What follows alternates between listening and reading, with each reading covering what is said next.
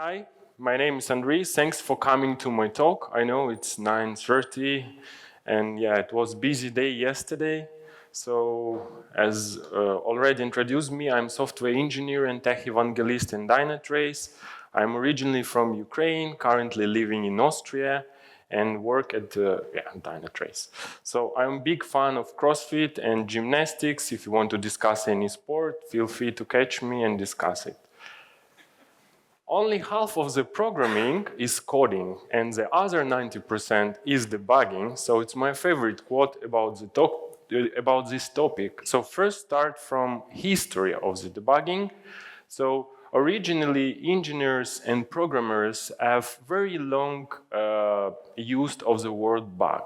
So there was some cracked into levels programs that cost effects that no one can explain, and there is a paper with like real bug inside it, because previously programs were written on paper, and it's actually in the museum of I think of history in United States.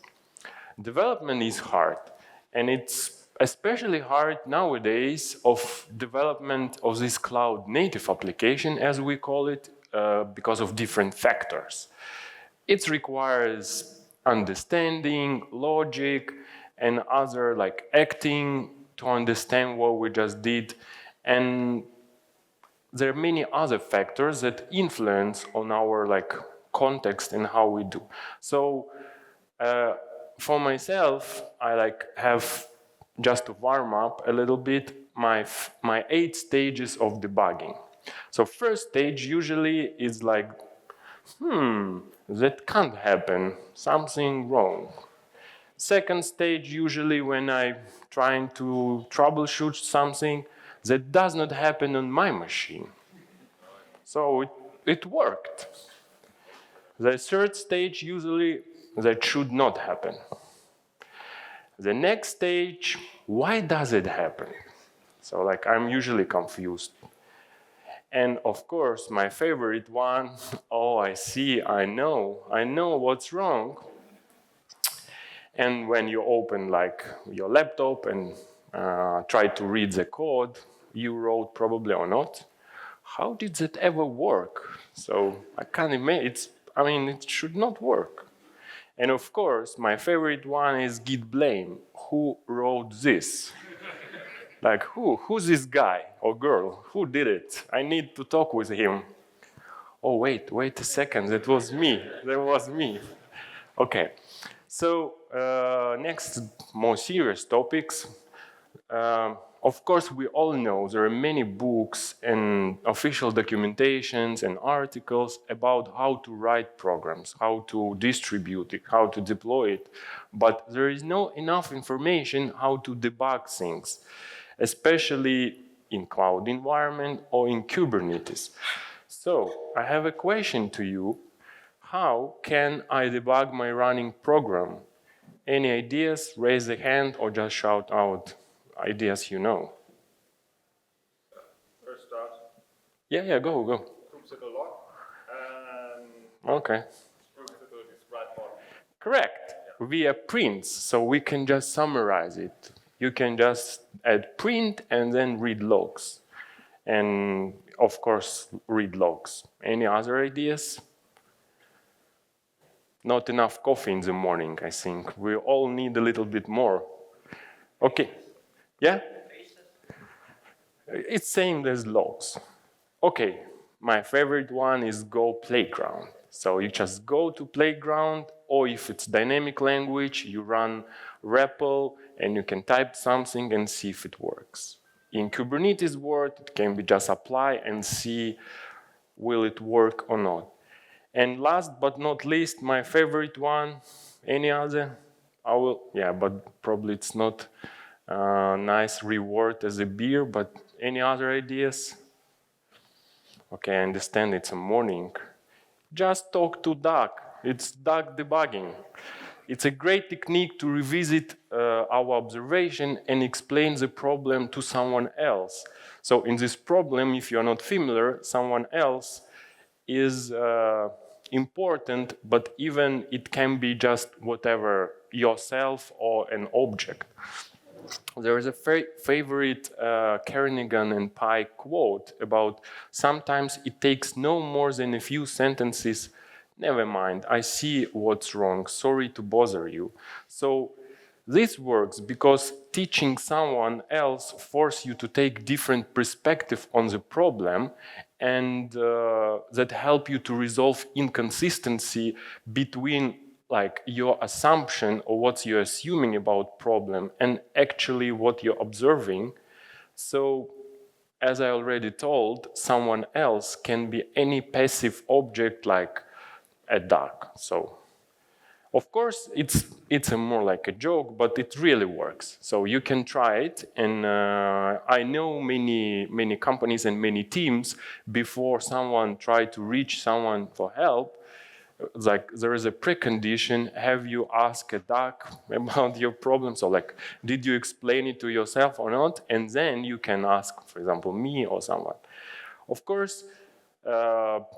Probably last and important one is use debuggers. Unfortunately, I still see it very rare that people use debuggers. They just prefer use maybe logs or just sometimes guessing, like maybe this, maybe this. Cool. So just to like summarize, debugging on dev machine, on a dev environment is super simple. I have like random Python code, which has like a very standard debugger PDB, which is a command line debugger with like, you just type it where you want and you stop execution on this line and you see what's going on. Same you can do with your favorite IDE, it does the same. So your session looks like this, you stop, you like can evaluate something. It's a little bit harder with statically typed languages like Golang, but it still will work nicely in the same manner. And yeah, I mean, it's easy, nothing new. But you build it and you own it. There are many people says it, and we are not usually experiencing bugs or inconsistencies locally, but it's, as I told, it's Kubernetes. And Kubernetes is big, complicated, have many layers, and probably we should need, like, define the problem.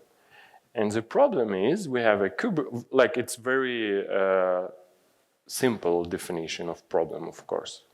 So you are a developer and you have an application which you run inside Kubernetes. So usually it has this minimum unit which is pod, and inside this pod there is a container, our app. It can be written in any language, so it doesn't matter which language it is, but it's our problem. And for example, you have like it works well locally, but when you deploy it to Kubernetes, as I already told you, we should own what we built. It stopped working by any reasons. So that's why I created this like a very simple mind map, kind of. I don't know how you can debug it. So you can just go step by step, and it's unrelated a little bit to your application code. And if, I don't know, you wrote it wrongly, you can't compile it, whatever. It's just more about from Kubernetes perspective. You can describe pods, you can see logs, states, etc., etc. So it's mostly what's officially recommended way to do it, but I just wrote it for me and my colleagues, so we can use it if we forget what should be done and how quickly you can identify the problem. Very useful. So, and now let's go deeper and deeper. So first candidate today is init container. So what's init container? It's just like something we run before our main container. I don't know, it can be run schema migration, it can check something, it can check connections, whatever. It's many use cases. And yeah, as you can see, debugging init containers, it's a bit trickier because init container finishes and you're done. Or if it's just hanging, you can't debug it because it's like kind of lock your main container and you like don't know what's going on. So I have a very simple tip which you keep in mind, that to debug this init container, you can do simple replace of temporary command with dummy whatever sleep pause command you have, and you can you will have time to examine like the situation and potentially connect and troubleshoot. I will show you later how to do it. So yeah, something like it, and then you will have time. So it's very simple tip, probably you already know it. You can then exec to the pod and do stuff. So nothing fancy. But today I prepared like kind of demo and more realistic example. I am developer. I also don't like these hello worlds because they confuse me. We just see something, came to work, and like, okay, I run easy peasy hello world, but now I need to run this monstrous application and it doesn't work. How this can help me? So I will show you this example, assuming first problem. You have real application. I call it demo. And what's important that you see that it's just crash looping. What does it mean? It's when your process inside pod keeps crashing and Kubernetes try to restart, like kubelet operates on it and it will try to restart it, and you will see it like kind of forever. And the trick is, if pod is not running, you can't do this stupid kubectl exec tip, which I just showed you, and like what you can do, you can describe pod as I did, you can see logs, okay, in logs you see something is missing, like, I don't know, file not found, it's, I mean, no useful information to you, right? And then you like check source code, you see location is good, and yeah, like you don't know the problem. So you like, it should work, it does not work, it just crash looping. You can't exec, and like a cherry on your pie, it has distroless image, as we all love. We all talk about security. So the image includes only one binary, your application. So even if you try somehow override argument, you can't, there is no bash. So you can't make this pod running using standard ways because there is no bash. The only app which is crashing, and locally it works. And as I'm demonstrating to you, I think, yeah, so it says distro. So we like build and we copy, you all know about it. And then I use dive, very nice command. If you never use it, highly recommend. See, its binary is empty. So bin folder is empty, nothing there, only my app and some other dummy stuff. I put it by mistake. Cool. And now, so we know the problem. We have distroless app, which is crash looping, which is like, we can't stop, we don't know the problem, what we can do. But before we go super deeper, I will talk you a little bit about custom debug container. So what it does, because I will show you so you know what does it mean. Custom debug container is something which you build. I mean, you can always use your own image, standard image like Alpine, BusyBug, whatever, which has bash, for example. And then when you try to debug, you're like, oh, I need netcat, or I need debugger. There is no tools there. So custom debug container is something you build beforehand, which has some tools you need. So you can do it. And just to one more time explain the problem in like visual way. So if pod is running, yes, and container includes debug tools, yes. So like from my side, it's left branch, from yours as well. It's easy peasy case, you know how to do it, I assume. So like we are good. But the tricky case is if pod is running, no, it's crash loop. Okay. Or if there is no tools, also no.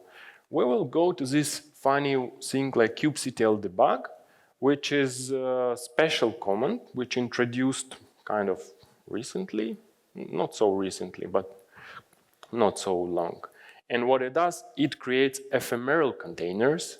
Please raise a hand who knows what is ephemeral containers. Okay, nice, good. So I don't need to go super deep. So for someone who don't know, it's a special type of container you can't create directly using like kubectl apply, and it runs temporarily in existing pod, usually for troubleshooting. And as I already showed you, we need it when interactive troubleshooting with kubectl exec is inefficient or not possible because of no utilities or we are just crashing. Yeah, or we don't have tools. So kind of you understand what I'm going to type. So the structure is basically they introduce subcommand debug. You put your pod name, you can override the image, and you need a target, your container, where we kind of run these ephemeral containers. And it's demo time, I hope. Yeah, I'm a big fan of demos. It's always make me nervous, but it's fun. I hope you can see. Can you see it? Yes. So, as I just explained, you have crash loop pod.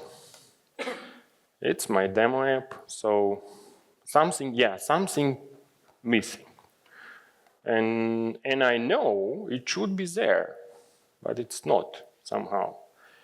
And if I try, let's see if it works. Exec, yeah. If I try exec to this pod, as I already told you, there is no container because it's not running. If I try, so this running pod is like fixed version of this one, but same distroless. I just prove you that even for running one, I can't connect. So I need to like connect and see what's going on. So like, yeah, should I make it bigger or are you okay? Okay, cool. I will do it bigger a little bit. So, and now, where is our, yeah, and now we will do this one. We will start with debugging this crash loop one. I hope it should work. Maybe, I don't know if my internet is working. Work, no. Okay, so as you can see, we can't run because there is no running state. So what should we do? For example, copy to. Yeah, I think this one should be better. So we will add this copy to, which will create a copy of this pod, and I can show you what's inside. For example, I don't know, should be my secret somewhere, but it's not here. Oh yeah, I forgot to show you something important. And so we have this container and we have this ephemeral container. So in case if you want to understand what it is. So this is like temporary container I run. It has my image. I can troubleshoot something, and yeah. But the only nuance you should know that there is no mount. So my secret is not here, and I can't find it. And process is not running, so I can't find it, because if I try to find a process, it's not here, I think. Yes, because in this case, pros1 is not my running process. And now, if I try to debug this running pod, I hope it should work. Yeah. What I can do, if I add share processes, it will run ephemeral container in another pod. And interesting thing, I will see my process which is running in another pod, and it opens door for any kind of debugging. So, for example, I can, if you know how it works, and if you don't know, I will show you. So now our PID is 1, and if we go to PID number root, it's file system of the like another container, which has like some dummy files I added, but it's important. It has a binary I added. And of course, I can, for example, if it's Go application, and it is Go application, I can run this, which is, for example, show me the version of the binary, some building arguments, etc. I can, if I have permissions, I can restart it, and now you say why I need it. And last but not least, we don't have time today. I have another talk about it. You can just find it, or I will share it. I have exclusively talk how you can debug Go apps or Python apps. So I run usually debugger from this ephemeral container, and I connect to this process, and I usually mount source code from my local machine. Debugger supports it, and I locally kind of debug what's running inside Kubernetes in distroless environment, and I can figure out what's wrong with debugger. It's much faster than guessing.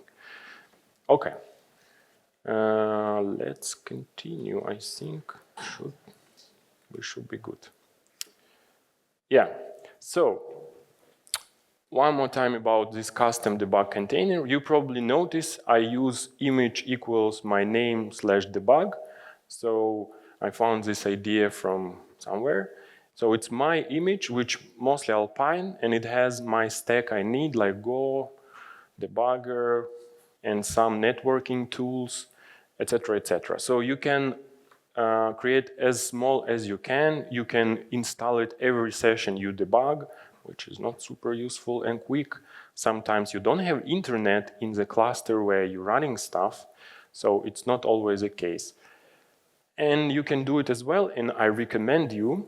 Or you can use, there's other pre-built containers, debug containers, I call it. This is the most popular one. It's more for networking. It has like TCP dump and other stuff. So you just run debug your pod, and then you can, whatever, dump interface and see traffic if you have permissions. Okay.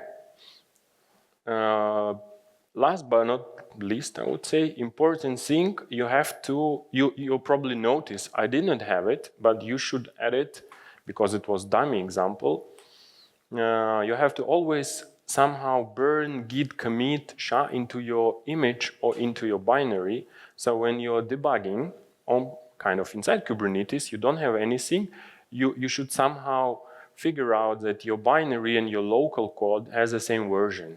It's important for debuggers when you map source code, and in general it makes sense. Sometimes we debug something we don't understand, or it's different version. Okay, and so just one way to do it on using build arguments and bake git SHA in build flags in Go. In Python, you can just create a file. There are different ways to do it. And just reminder what I show you. Yeah, then you can inspect your binary using ephemeral container and process namespace sharing. You can read it in more details. Of course, you can, usually what I do, I test like network. I test everything I can. So if you have a specific use case, you can do it. Yeah, probably many of you knows it. It is very old Stern command. What I also do, you can like tail logs, but if you have daemon set or many replicas, it's hard to figure out. And especially if you want to debug a pod, you have to somehow from your distributed system isolate or scale down to one pod. Otherwise, if you run debugging tools and debugger and assuming you put a breakpoint somewhere and incoming request is coming and you don't know in which pod, somehow you will be not lucky and it will go to another pod. So keep in mind, you have to scale down or make sure you're like debugging proper instance. Yeah, so it's more like you can just stern with service and find whatever you need. Okay, so unfortunately we don't have time. I have another demo and example, but I will share slides so you will see it. So if you're a VS Code lover, and I'm showing very quickly that you can configure VS Code in the same manner. So long story shortly, every debugger, mostly every, not every, supports kind of client-server communication. So you run debugger in headless mode, and you can have like a client debugger. So you can do it through VS Code using this debugger for Python, and you can attach, so you have to trick your Docker file. I usually do it with environment variable and override arguments, and then you run your process like with debugger, and then we build it, we run it, and then I can, for example, connect my local VS Code to running pod inside Kubernetes and like debug it line by line. So this is the idea. And in practice, I will share slides and it will have GitHub links so you can just go and use it like tutorial. So many people are very surprised that it's even possible. So just so you know. Yeah. Telepresence is just another tip I use a lot, which can somehow help you to like run something locally, but turn Kubernetes traffic from inside into this service. And then you can run debugger and everything locally. No need to do the tricks I just show you, just more like dev mode. So yeah, K8s, I think everyone knows it, right? Raise a hand who never use it. So yeah, true. But probably you don't know it, I'm not sure. You can extend it with plugins. And what I did, I have like a plugin which helps me to run these ephemeral debug containers on hotkey. So I just like type it, and because I do it regularly, and yeah. Yeah, so we are done. Summary. The debugger does not fix your problems. It just runs them in slow motion. Keep in mind it. Don't forget to add some details into your apps inside your image. It will save your time. I saw so many times when people debug wrong version, which is pretty popular. Of course, you have to scale down traffic, as I mentioned, otherwise it will be very tricky to debug distributed system inside Kubernetes when you have 15 replicas. Use debuggers as much as possible. Try to not guess and automate your routine. So if you do something regularly, just automate it. Even debugging, why not? And I have a bunch of links for you. So it's like you can, I know this topic is well covered in some detail, so you can just read it. And there are a few projects I used for demonstration. So this first one is my debug image. Then you can try some same but with Go apps, and then just Python apps. Do you have any questions? And here's slides, so you can. I hope it works, but if not, let me know. Thanks.